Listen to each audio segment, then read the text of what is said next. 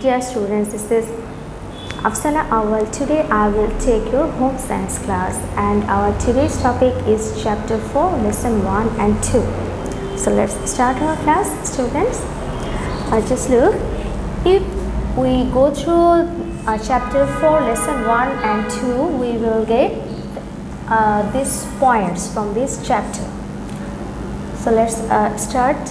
Today I will discuss about these points. Chapter 4. The chapter's name is Child as a Member of Family and Society. And lesson 1, this lesson's title is Children in the Family and the Society.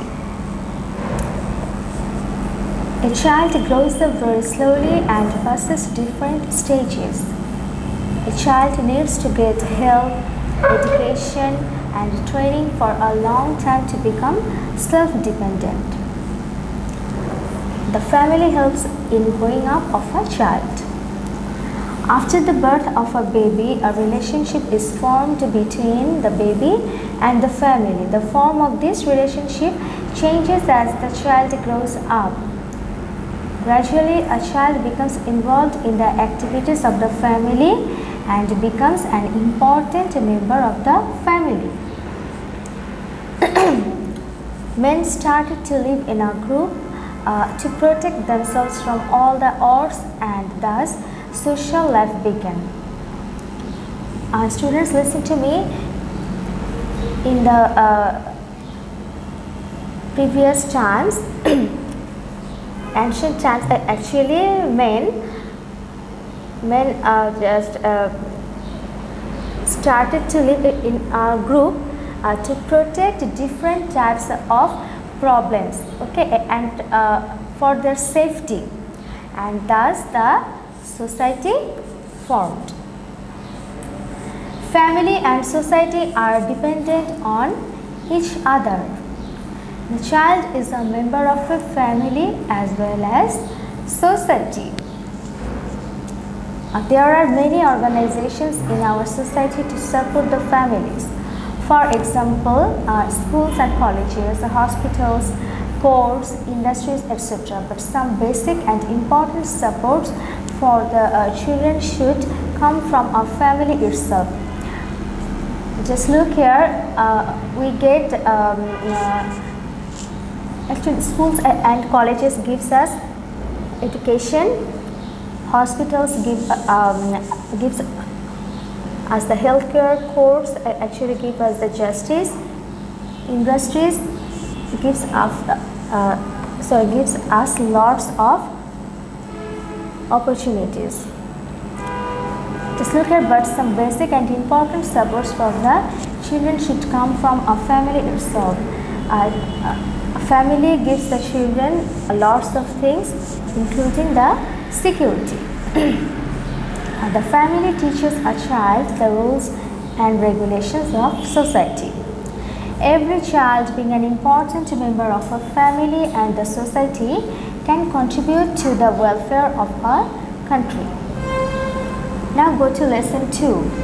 Lesson 2, role of family environment. Well, family environment is very important for the proper development of a person.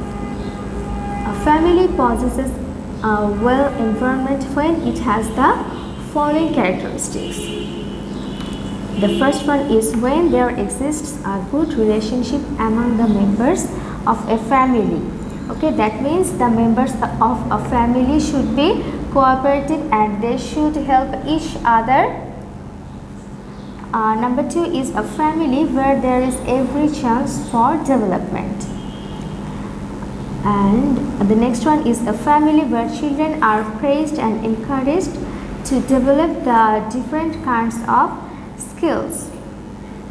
Okay, that means we should encourage the children and should behave them positively. When there is an opportunity to mix with other children and to have the company of older members of the family,